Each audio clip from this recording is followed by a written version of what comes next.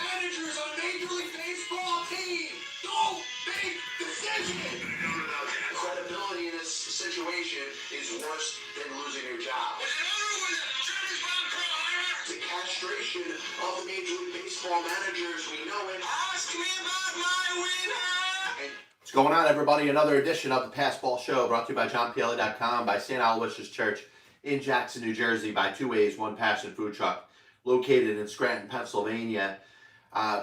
Be remiss if I didn't go right into the little situation you had at the Palace in Auburn Hills with the Detroit Pistons and the Los Angeles Lakers, and you almost thought that we were talking about 1989, 1990, when both teams were relevant at the same time.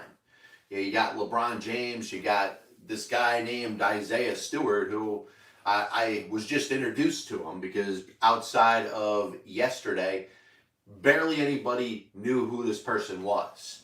But the reason that I want to start with this is because I think there's obviously a lot of tentacles growing from where you want to go with this. The Lakers ended up having an inspiring performance after this incident. So this could be what needed to happen to get this team back on track. Because like I have said before, and it's not like a lot of other people don't believe this, we're talking about the worst team money can buy right now. Worse than the 1992 New York Mets, worse than any other semblance of star talent that you could put together. There's a major issue going on here with the Los Angeles Lakers.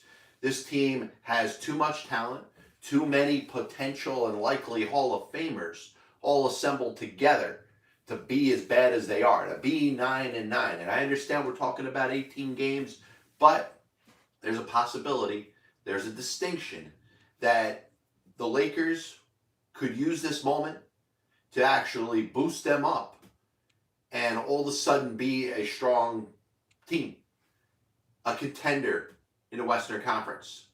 I don't know.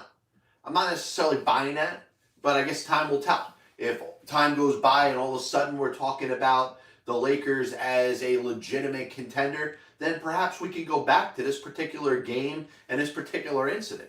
But that's not why I opened with this. Prior to yesterday, nobody knew who Isaiah Stewart was.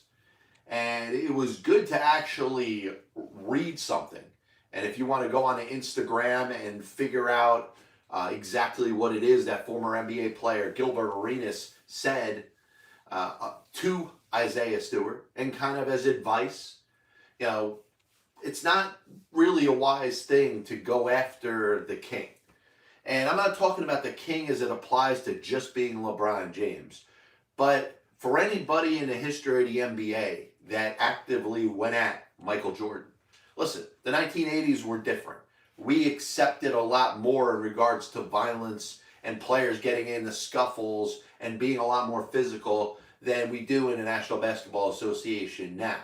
Obviously, there was violence. Larry Bird throwing elbows and haymakers. And obviously, you know about the bad boys of the Detroit Pistons. And it's ironic that you're talking about the site of the Malice at the Palace with Ben Wallace and Ron Artest a handful of years ago.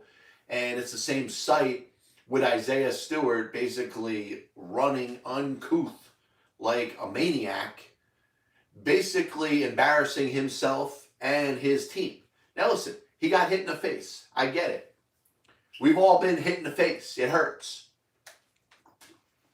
There's nobody that's looking at a punch in the face as something that should be accepted. The way Isaiah Stewart allowed his emotions to get to him made him look a lot worse than LeBron James did.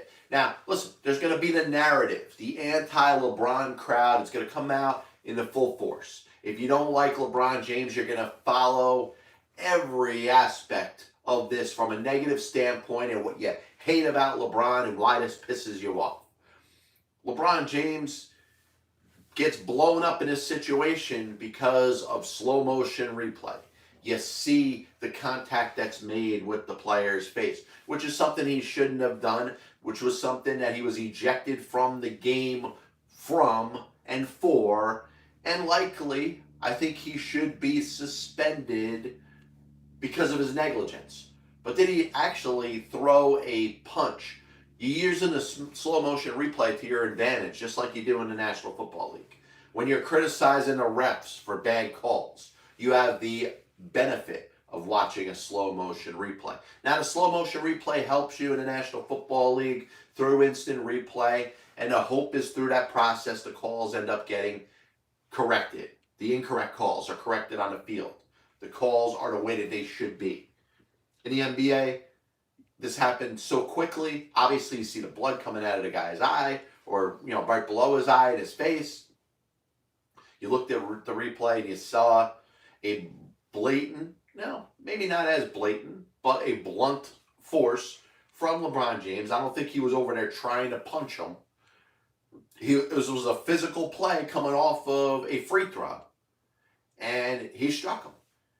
LeBron James struck Isaiah Stewart, and because of that, LeBron James was assessed a number 2 flagrant foul, and was ejected from the game.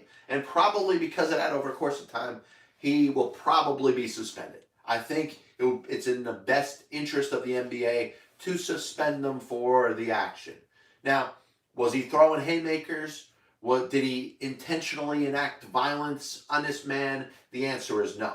And if you have to understand, if you hate LeBron James, if it bothers you, his fame, his success, if all you keep thinking about is comparing him to Michael Jordan, if you want to do everything you can to put this guy down, you're going to look at this incident as another dark mark on LeBron James. And you really shouldn't do that.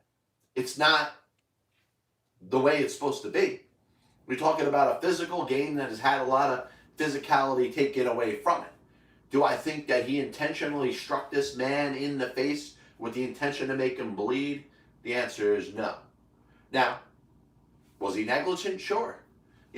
His closed fist should not come in contact with another player's face, causing that type of reaction and that type of bleeding.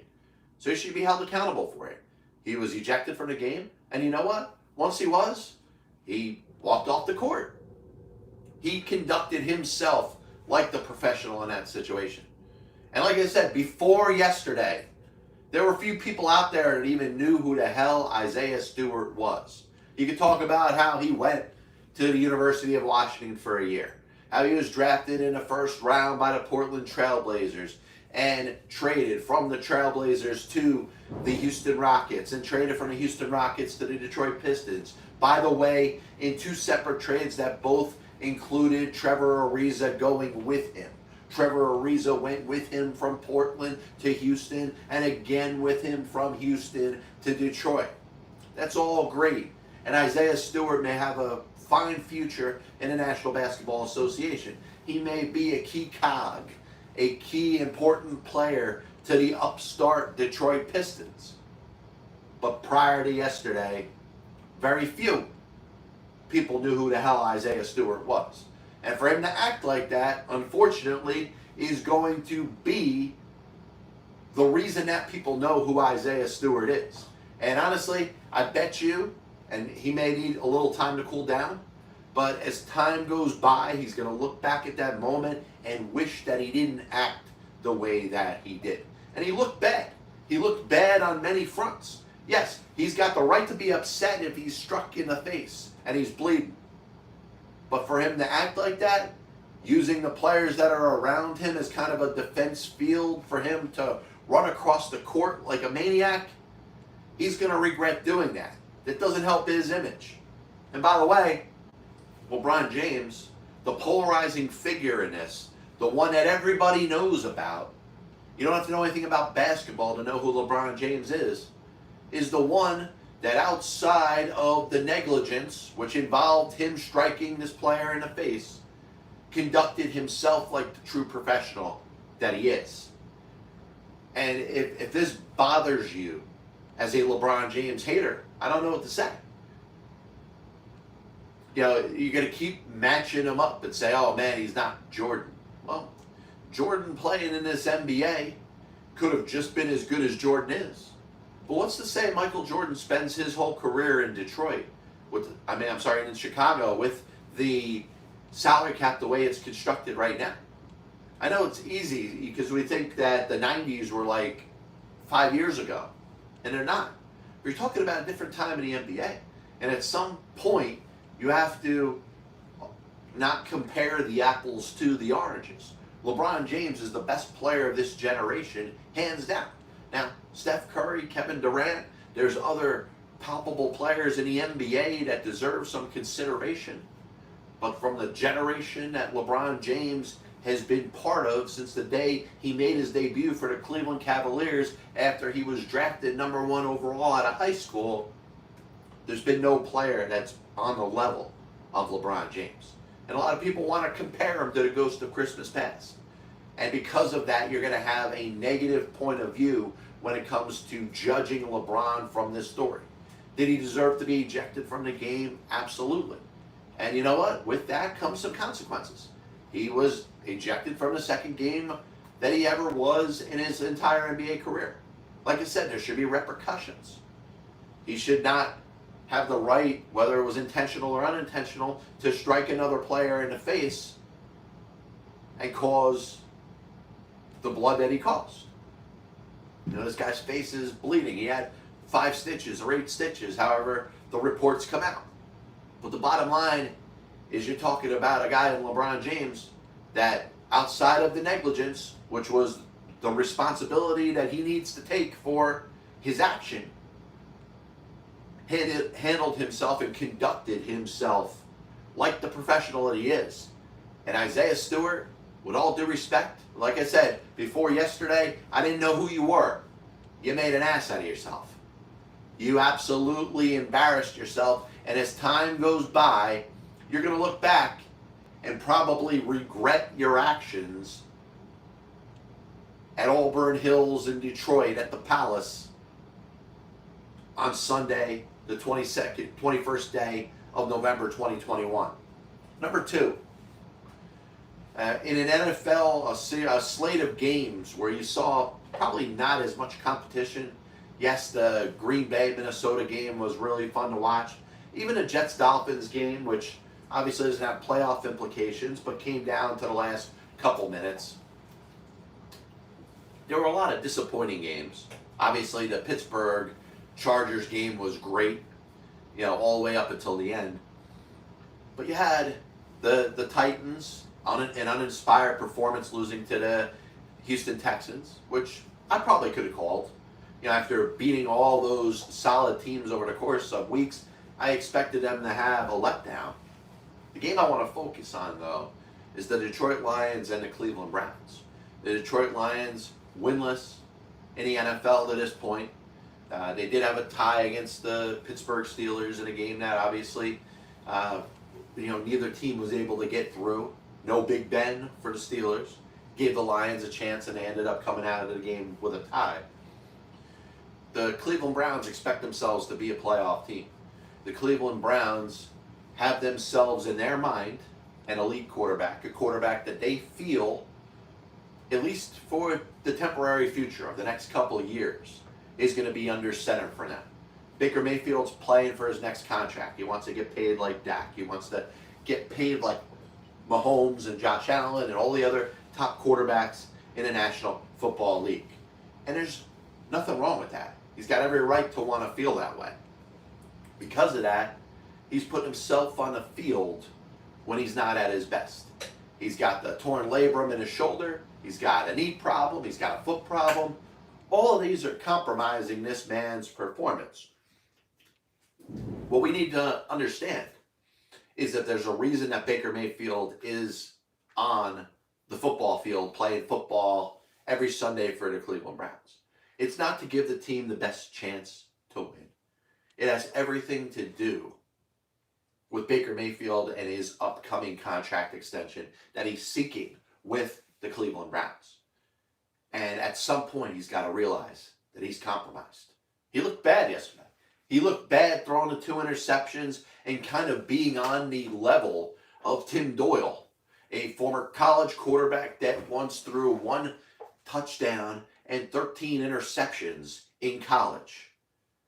Baker Mayfield and Tim Boyle should not be spoken in the same sentence. But if you watched the game yesterday, you probably couldn't tell who was who. And Baker Mayfield may have a ton of reasons why.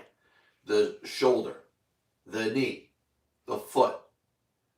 You could give him any excuse that you want. But if he's choosing to be on the field, if he's choosing to play football, if he's choosing to play a premium position and lead his team, which is expected to get to the postseason, he's got to be accountable for his performance, regardless of what it is. And you heard me talk about this when it came to James Harden playing in the playoffs last year for the Brooklyn Nets. Yes, he was compromised. Yes, he was injured. But he's responsible for his performance. Nobody's going to look back and say, hey, it's okay, James. We understand that you weren't at your best and you played horribly. You were hurt. And you played hurt, so you get a participation trophy because you played and you didn't sit out. Baker Mayfield's in the same category right now. Baker Mayfield has got to be held accountable for his performance on the football field. And the fact that he's injured, the fact that he's battling and nursing multiple separate injuries is not an excuse. If he's too hurt to play, maybe he shouldn't be playing, and Case Keenum should be under center. But you know why he's playing. He's playing for his next contract. And guess what? The situation in regards to his contract is not getting any better. Baker Mayfield's performance yesterday didn't get him any closer to a contract extension with the Cleveland Browns. It didn't get him any closer to the Cleveland Browns in regards to coming up to terms on what's going to be the next deal that's going to keep him under center with the Browns for years to come. In fact, it probably put them more in pause. It probably put them more in a situation where they're going to go, hey, let's evaluate this a little more. Maybe no contract extension this year, because Baker Mayfield's not showing anything right now. He throws 2 interceptions. Nick Chubb, Jarvis Landry. If it's not for those guys on offense, the Browns maybe lose this game. And imagine that, to lose to, like I said, a quarterback in Tim Boyle making his first start. You know, listen, great story in his own right. Wasn't a great college quarterback. Remember, 1 touchdown, 13 interceptions. And he's playing in the National Football League. Good for him. I'm proud of Tim Boyle. I'm proud of the Tim Boyle story. But Baker Mayfield taking number 1 overall, the Heisman Trophy winner out of Oklahoma. The Browns should have won this game easily, and Baker should have performed better. That's number 2. Number 3, the Yankees. You hear the discussion about how the Yankees may address their offseason. And you're really looking at 2 separate things right now in regards to the Yankees and their offseason. What the fans want and expect, and what actually is happening behind closed doors, led by the owner of the Yankees, Hal Steinbrenner. Now, I'm not privy to any more information than you guys are. In fact, there's probably people that are a lot closer to the Yankees front office and may have a better understanding of exactly what they're thinking. I'll start out by saying I believe that the Yankees fully intend on putting the best team that they can on the field for next year. They're not bailing. They're not rebuilding. They're not knocking it down a little bit. But for the first time in the free agent history of the New York Yankees franchise, they're not backing up the Brinks truck. They're going to look to probably blow over the luxury tax threshold, but to not do so by committing themselves to contracts that are going to be 7, 8, 9, 10 years. They're not committing themselves to a $300 million contract for Carlos Correa or a $250 million contract for Corey Seager. They're going to look for shorter term deals. They're going to look to identify themselves players that maybe they can control. That's why Matt Olson seems like a legitimate possibility for the Yankees. Marcus Semien, maybe he's not looking for that long-term of a deal. Javier Baez. The fact that the Yankees are just going to go out there and do what they did in the 2008 offseason when they signed CC Sabathia and Mark Teixeira and AJ Burnett, and in the preceding and succeeding years where it seemed like the Yankees were just going to add money on top of money. This is not the way this team operates anymore. And there's a lot of fans that have to look the Yankees in the eye and realize this. Now, I don't mean it's going to be a bad offseason for the Yankees, but I think they're going to continue to be creative just as they've been over the last 5 or so years. Yes, they committed themselves to Garrett Cole, and I think they will. They'll make a splash. I think a Seager, or maybe not Correa, because of the years and the amount of money he's going to command. I could see them getting a Story or a Simeon. But the thought that the Yankees are just going to go out there and sign 2-3 players to $100+ million contracts, I just don't see it. And if you follow the Yankees in their effort to get Justin Verlander for a year, I could see them adding a pitcher or two like that, pretty similar to the way they did with Corey Kluber last year. And it almost sounds sacrilegious to talk about this because, we understand the Yankees and their philosophy. They're all in all the time. The expectations is they're going to go out there and win a World Series every year. Every year is World Series or bust for this team and for this franchise.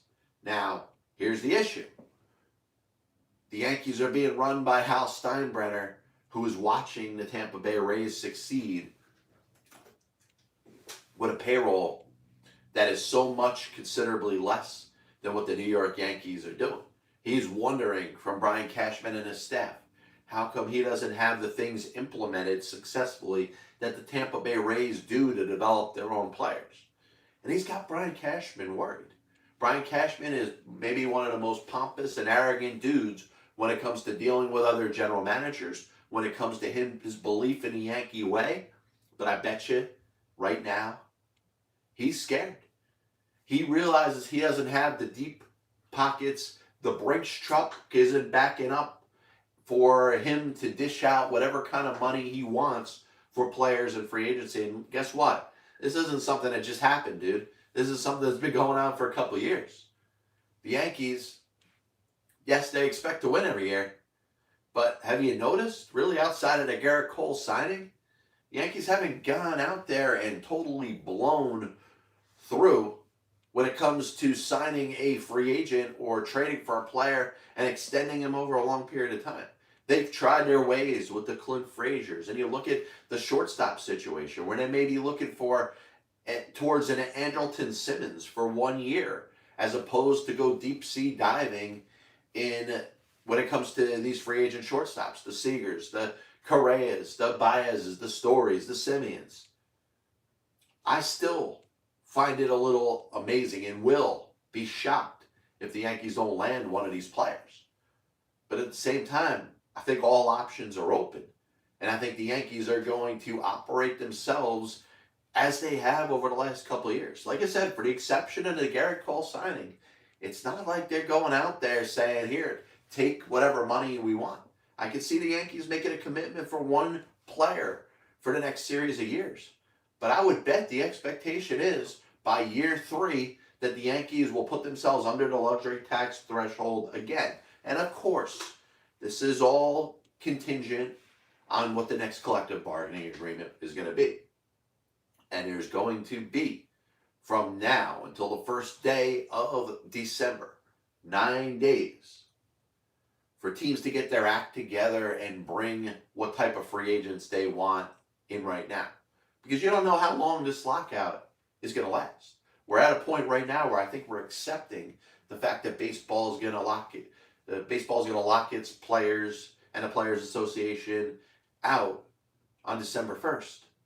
The question is, are they going to be close enough to an agreement on a new CBA that there won't be a work stoppage coming into the season? Because you're talking about something that, hey, maybe it's a couple weeks, maybe it's a month.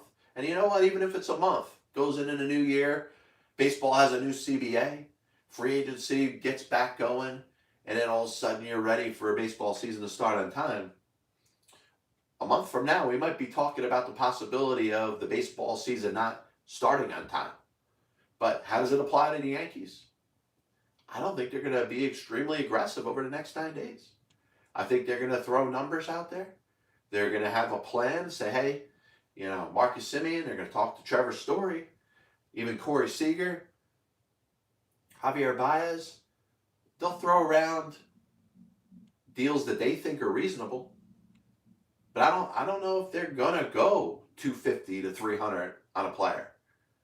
And that is basically contrary to what we've seen in Major League Baseball with the Yankees for years upon years. In fact, since the advent of free agency, which came from the Peter Seitz decision of 1975. The Yankees got Catfish Hunter prior to that because of a non-payment by Oakland Athletics owner Charles Finley. Hunter was given free agency and he signed with the Yankees. The Yankees have been at the cutting edge of free agency. So as we expect and we think of all the talent, whether it's the shortstops, whether you're talking about Freddie Freeman, you want to talk about Max Scherzer, Marcus Stroman, I don't think the Yankees are stockpiling names to blow a bunch of money on these type of players anymore. And you know what? If it's proven to be right, you got this audio and you got this video of me saying that maybe the Yankees aren't the Yankees anymore. They want to be more like Tampa Bay now because they're watching the Rays win their own division the last 2 years with a payroll that is nowhere near what the Yankees are. And yes, the Rays are going to dump some more players. Kevin Kiermaier's probably getting traded. They're probably moving some other players off their roster, and guess what? Next year, they'll probably be okay. The Yankees are trying to find a way, maybe through trades, maybe through the developing of players. They're trying to figure out a different way than just emptying the truck when it comes to just giving money away and building a baseball team. I do want to thank everybody for tuning in to the Pass Ball Show. A little quick recap of a couple minutes. We talked about LeBron James. And listen, LeBron is a polarizing figure. You're either going to like him or you're going to hate him.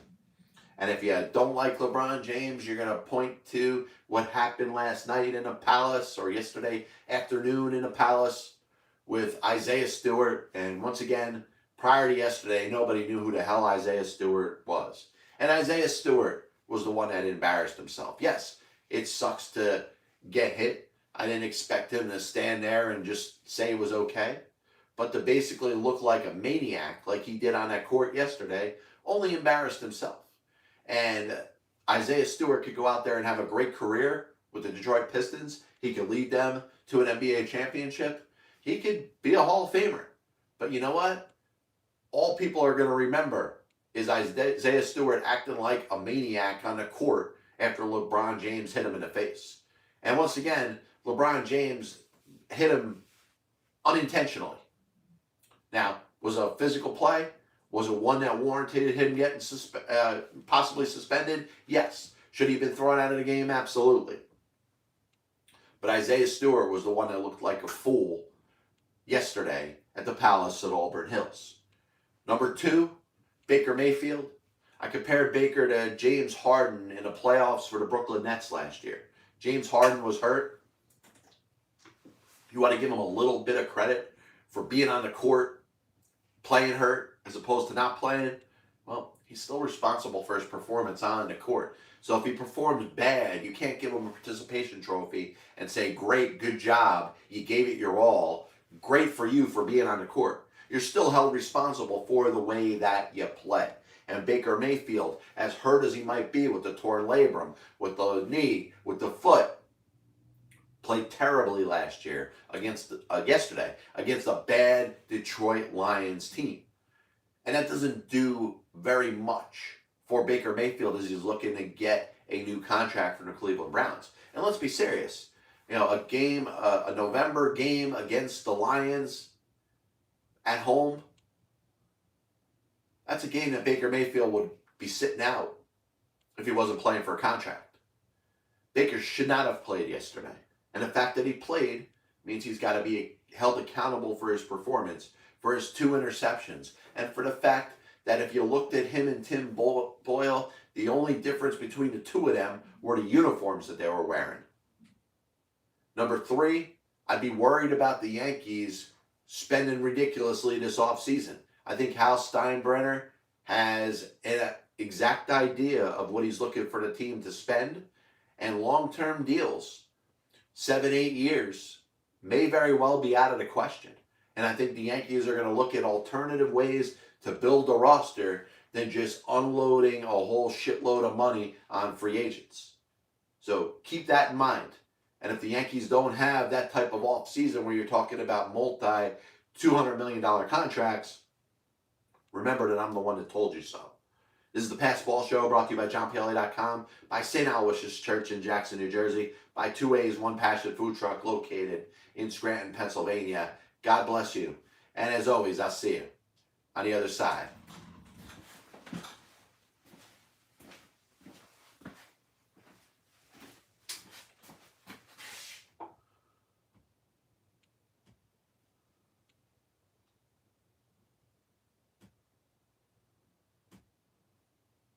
During that stretch, when they won 5 games and lost 3 games, the games they lost, they scored 0, 1, and 3 runs. A very good possibility that if Chris Bryant was on the Chicago Cubs roster opening day. I have many leather-bound books. My apartment smells of rich mahogany. How come you're only looking at a certain amount of money that gets rewarded to a particular franchise as we hit the halfway point here on the Pass Ball Show?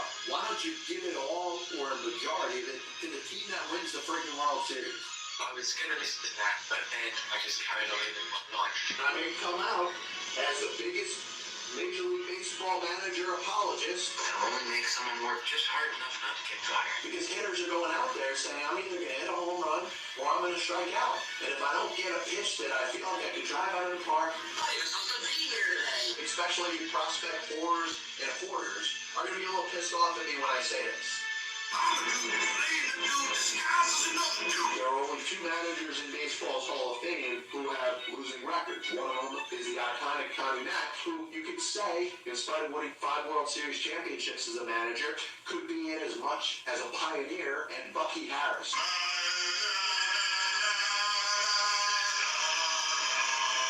And what side of the spectrum they're on? Were they pitching? Were they batting? If your favorite team was pitching and a ball got inside to hit a batter, there's no way it could have been on purpose. But if you were a fan of the team that was batting and the ball got inside and hit somebody or went behind somebody's head, absolutely 100% unequivocally, that pitcher was throwing at it. They put their tail between their legs and decided they're going to do exactly what they're told. He didn't do anything wrong in this situation. He took a pitch in the back. He got beat for crying out loud. 35 years ago, I could have loaned your parents the money for an abortion.